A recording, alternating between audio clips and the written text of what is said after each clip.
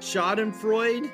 Everybody must have screamed, ah! He's a song hero. A little pushy. Are you back from listening to Stairway to Heaven twice? Now, those are just words I looked up on the internet. Unreasonable Doubt, a podcast about West Virginia University basketball, starts now. You know what? I'm standing up for this one, and I'm not going to apologize for that.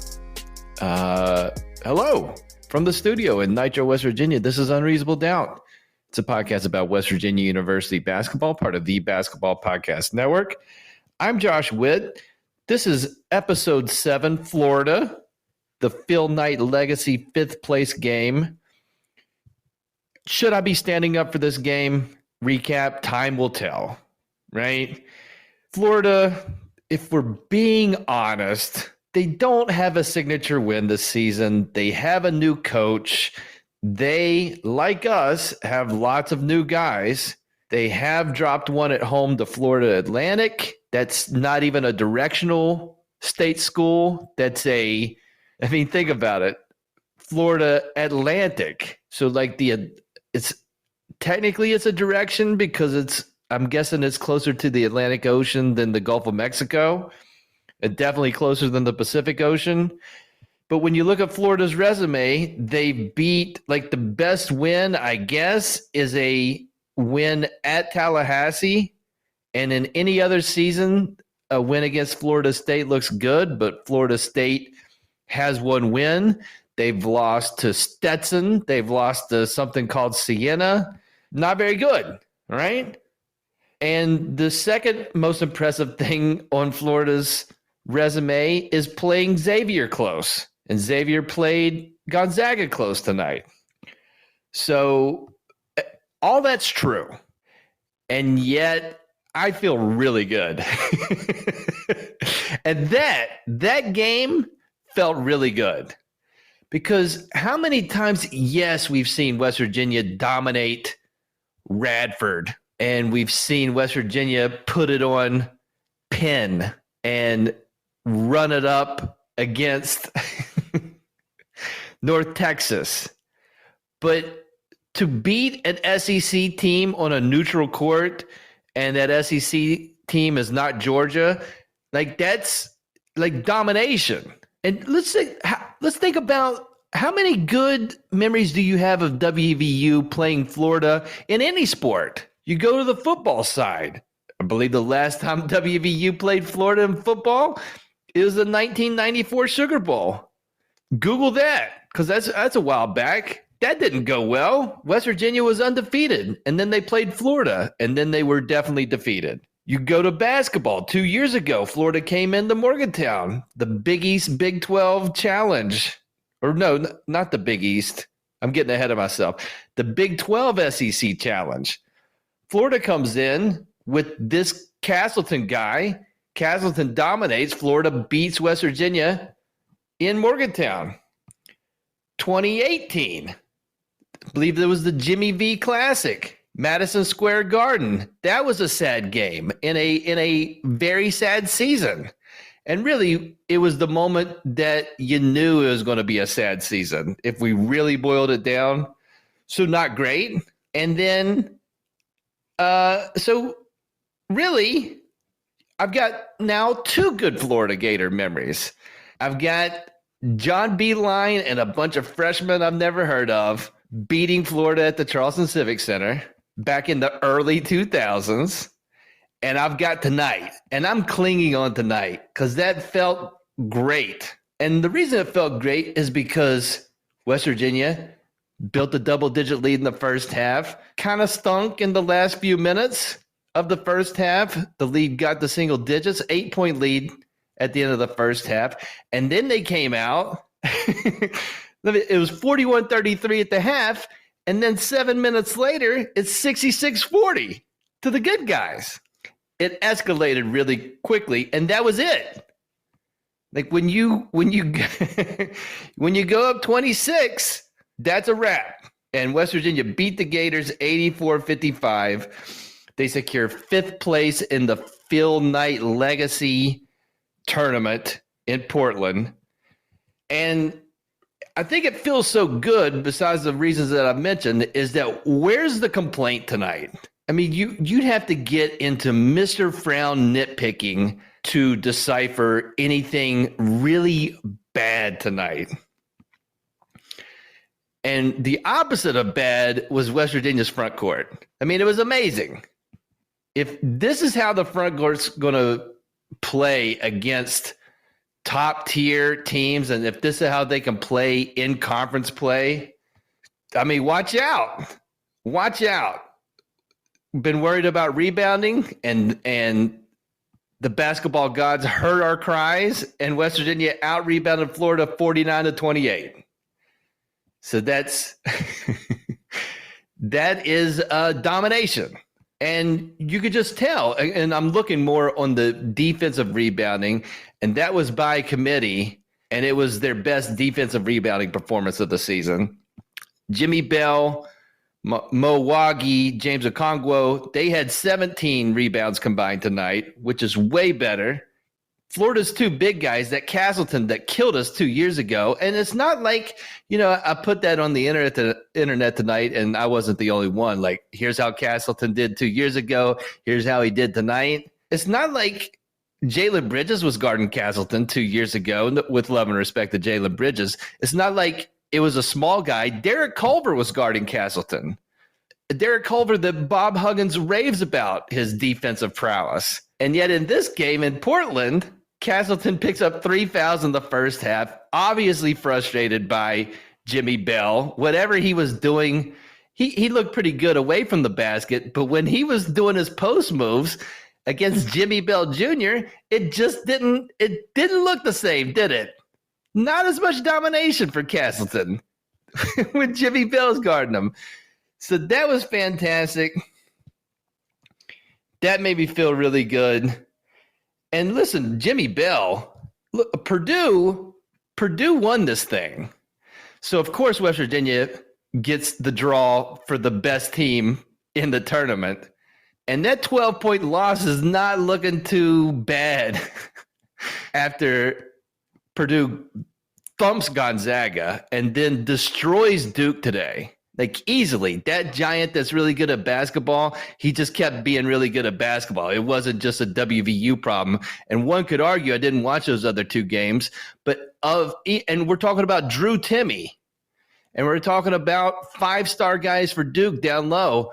Jimmy Bell probably played the best against the giant. And, yeah, he had foul trouble, but when he was in there, he was guarding him the best out of anybody in that tournament.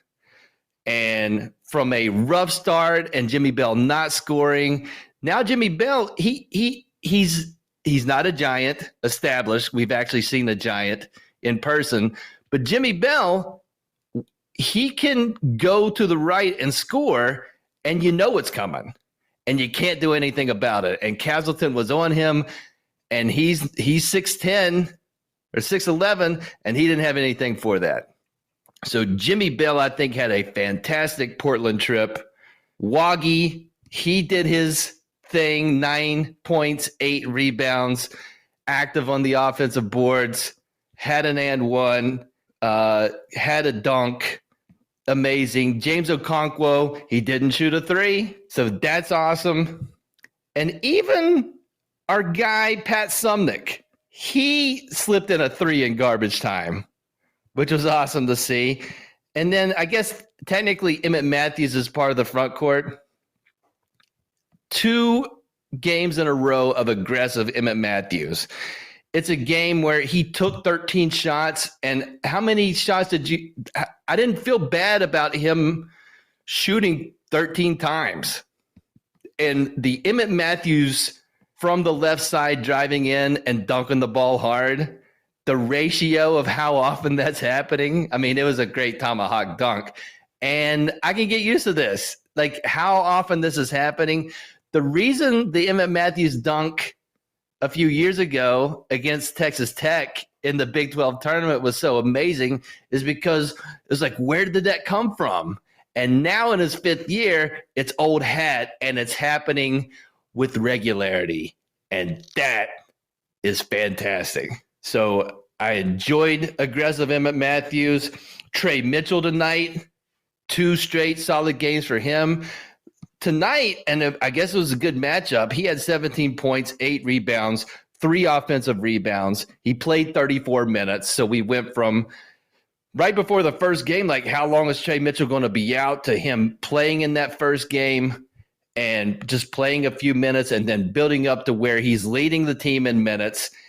And he was just, his footwork and just where he was getting to his spots tonight, he looked at times unguardable. And of course he's guardable because we saw the Purdue game. But also, we might look back and that might be the flu game or stomach bug game or whatever you want to call that. And I don't know if Trey Mitchell was one of those guys, but let's just say it was, because there was nothing wrong with Trey Mitchell tonight. And it's not like they all went in, but he was confident getting to his spots. I don't really like the I'm taller than you, and he did that in the most casual way possible. Almost like he was pushing his hair down instead of doing the aggressive you're too short. But across the board, front court, A++. Loved it. Everything about it.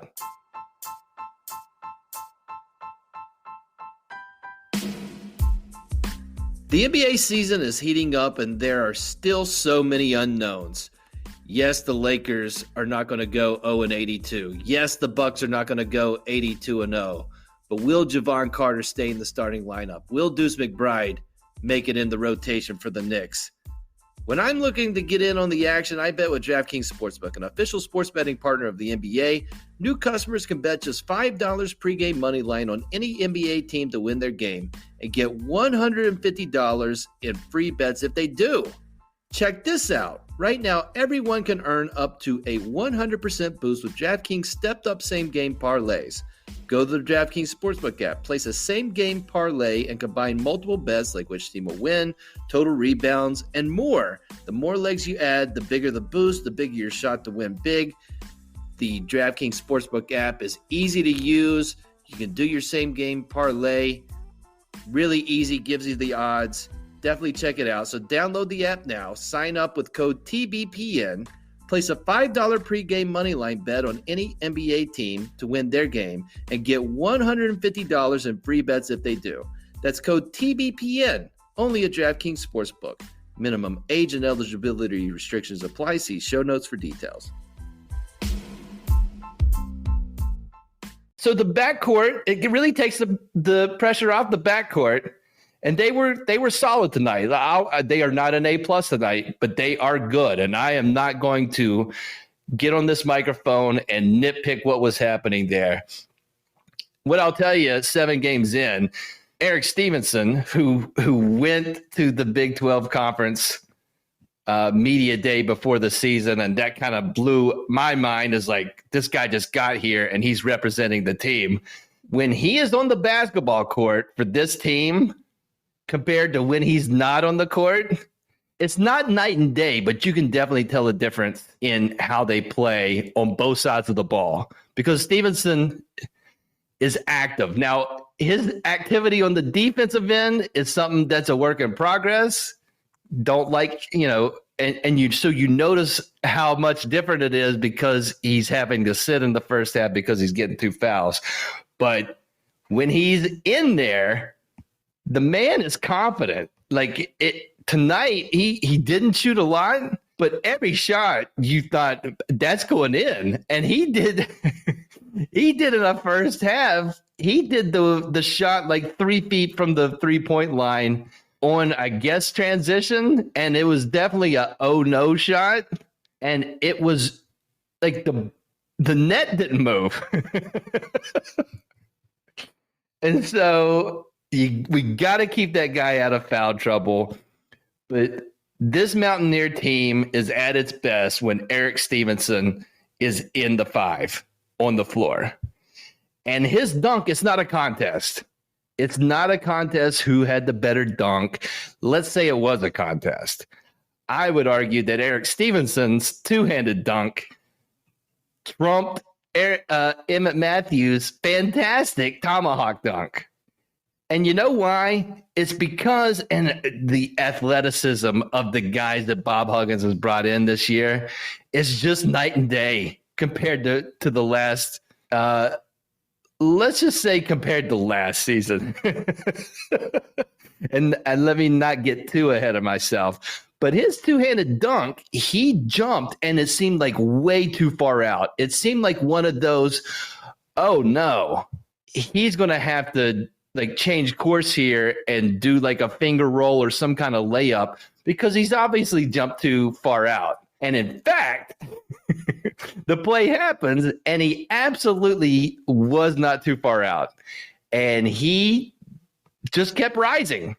It's like he like, you know how planes like catch like air pockets, I don't know. I mean, I'm not a pilot, but like you just kind of glide and you take like the airstream and you just kind of glide up. That's what Stevenson did on that dunk. And then he came down ferociously with two hands. So this Eric Stevenson pickup, arm sleeve Steve, 7 games in, stay out of foul trouble, my guy. But what a great addition to the team. Very, very obvious statement to make. You could not know anything about basketball, watch this game and like, oh, that guy with the hard part in his hair, he's really good at basketball. And I like watching them play when he's on the court. Who else in the backcourt? You got Keedy Johnson started the game feeding Eric Stevenson with the backdoor cut, then made an open three. So if Keedy Johnson's going to do his normal Keedy Johnson stuff on the defensive end, and then all he has to do on offense is to make some solid passes, hold on to the ball, and when he's open, make threes, then that's perfect.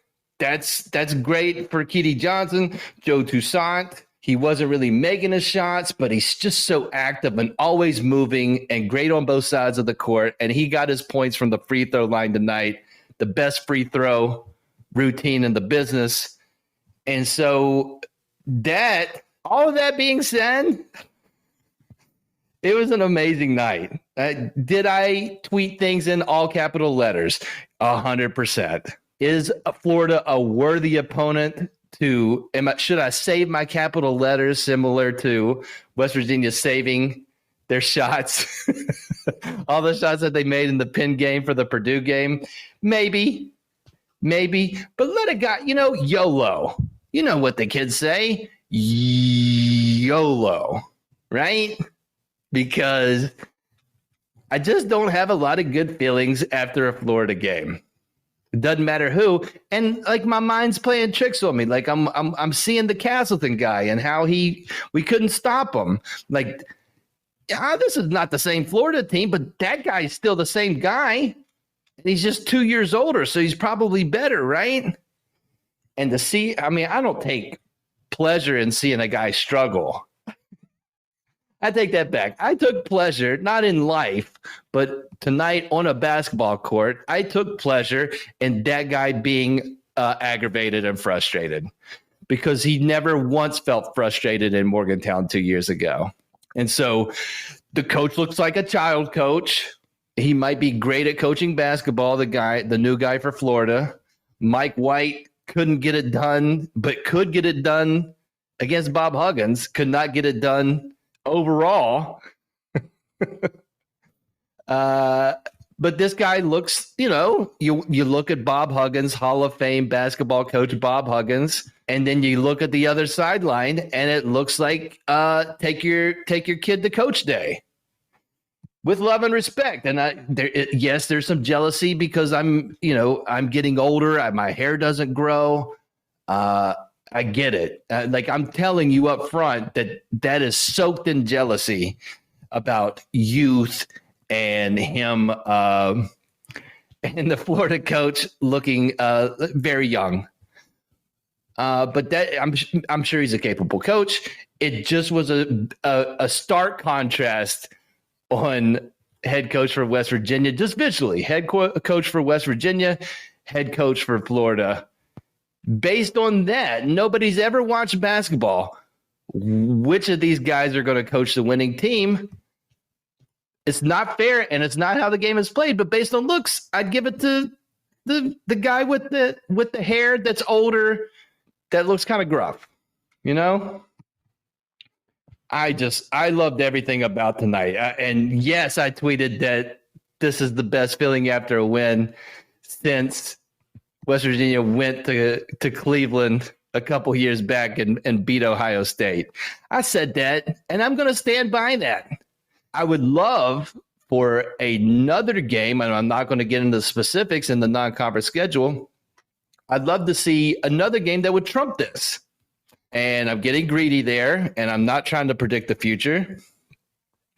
But the prospects of this team, and let's talk about that really quick, is that this idea, Bob Huggins, when he has a bad team, what does he say? I'll fix it. It's on me. I'll fix it. And we're only 7 games in, and West Virginia's got 18 games in the toughest conference in America. And you're looking around the conference, you got Texas that dominated Gonzaga. You got Iowa State beating North Carolina. Iowa State picked down close to the bottom where we're at, where we were predicted. And they go out and beat the number 1 AP team. Baylor is really good at basketball. Oklahoma has beat a Big East team, they beat a Big Ten team, and they beat an SEC team already in their non-conference schedule. I mean, you just look around TCU after a weird loss. They have put some good quality games together. And so in comparison, like it's hard to project how West Virginia's record's going to look at the end of the season because gauntlet. And what I'm saying is, Bob Huggins can say he's fixed it if this team goes 500 in the Big 12. And he can say that because last year, West Virginia didn't sniff 500 in the conference and did not go to the postseason. So that's a fix, especially given Huggins. This is new territory for Huggins.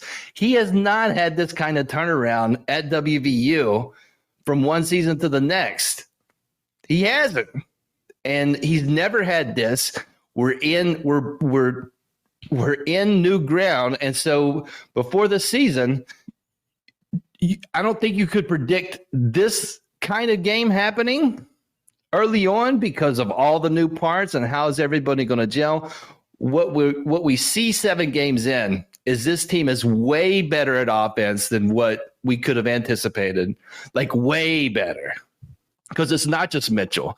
Stevenson is proving offense. Toussaint is offense. Waggy is contributing to offense. Waggy wasn't on our radar that he would contribute on the offensive boards and playing these kind of minutes. Jimmy Bell's playing 15 minutes a game, and it's not like he's an offensive game changer, but we didn't know what to expect from him other than he's a big dude. And knowing at the beginning of the season, this dude's dropped 80 pounds. So he's got hard work in him. But how that translates to the basketball court, we didn't see it in the first couple of games. Now we're seeing it, and that's the promise of this team. Take out how crazy hard the Big 12 schedule is. West Virginia's living in the 80s and 90s as far as points scored, not relying on offensive rebounds. They did great tonight. But they've got multiple options to get buckets. And it's not like a beeline offense where they're passing a bunch. There was only 11 assists tonight, but only 11 assists, and they're unselfish. Both are true. I mean, it's really something because when you look at the stats, we've got 3 or 4 guys averaging double digits, 2 or 3 guys averaging close to double digits. Like the wealth is spread. Maybe that changes as we get into the schedule, but West Virginia's the promise of 7 games in. It looks great because the conference is tough. This team is doing what it's doing, not a signature team that they've played yet, but they're doing what they're doing, and they've only played 7 games together. This is a brand new team. So when you look at Florida, hey, they got a bunch of new guys. They got beat by 29. West Virginia's on the other side of that, and they're playing with a bunch of new guys. And this is new for WVU, this idea of revamping the whole roster in one season. Arkansas does it every year with Musselman. Other teams do it with success. Bob Huggins is late to the game, but he's in the game now. I can say that regardless of what happens the rest of the season. Bob Huggins is in the game, and so I can take what's happened 7 games into the season and say, if there's mass turnover next year, I'm giving him the benefit of the doubt.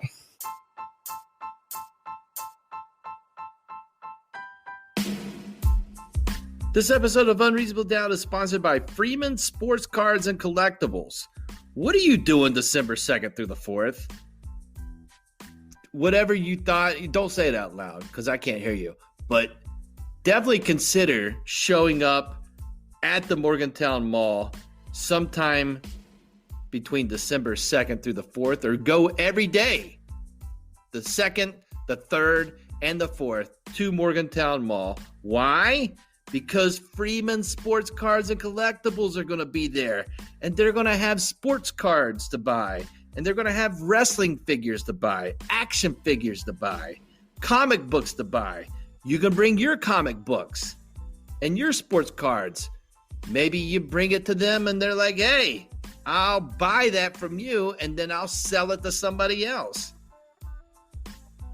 Go to the Morgantown Mall, check out the Freeman's Sports Cards and Collectibles sports card show at the Morgantown Mall.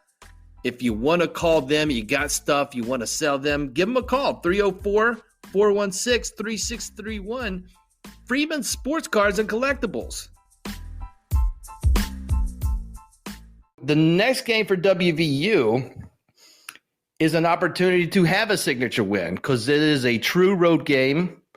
It's the Big East Big 12 battle, Saturday, December 3rd. So WVU gets a week off, almost a week off. 6:30 p.m. FS1.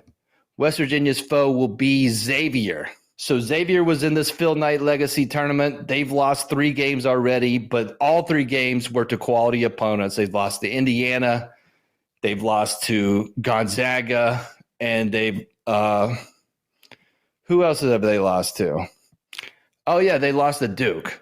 So Duke, Gonzaga, and Indiana. So all those are, no loss is a good loss, but on computer systems and stuff like that, seen as good losses. Sean Miller is back at Xavier as the head coach. And when you look at the stats, they have they're top of the heap at a category, and it's not it's not a sad category like Portland State has. Xavier is shooting the 3 ball at a ridiculous rate. They have started the season before the Gonzaga game, 45% from 3. And I believe tonight they shot over 50% for 3 against Gonzaga. But 4 guys are shooting 50% or better from 3. They have a 7-footer, not a giant, but a 7-footer that's shooting 44% from 3. The last time WVU played Xavier, it was Bob Huggins' first season at WVU, NCAA tournament Sweet 16. We all remember Joe Alexander was in his bag. This game back in 2000, what was it? 2007, 2008. Joe Alexander made a shot, got fouled to tie the game. 14 seconds left, goes to the line, missed the free throw, goes into overtime. Xavier wins. Sean Miller was the coach. There's 0 revenge factor here other than me in my head. So can we get revenge 14 years later at Xavier? And we got to be prepared for this, after such a great effort tonight and how well it went tonight, college kids, it's hard to duplicate 2 times in a row. So a week off on the road, possible reality check here. But the good news is they won 2 out of 3 in Portland. But another good test against a team that is really good at threes and really good at offense. So let's see what happens. I'm excited tonight, and I am standing up still. And I might go to bed trying to stand up. That's it for this episode of Unreasonable Doubt. Listen on all the platforms, or just pick one: Apple Podcasts, Google Podcasts, Overcast, YouTube. Until next time, I'm Josh Witt. This has been Unreasonable Doubt. WVU for the 2022-2023 season. They have 6 wins and they have 1 loss.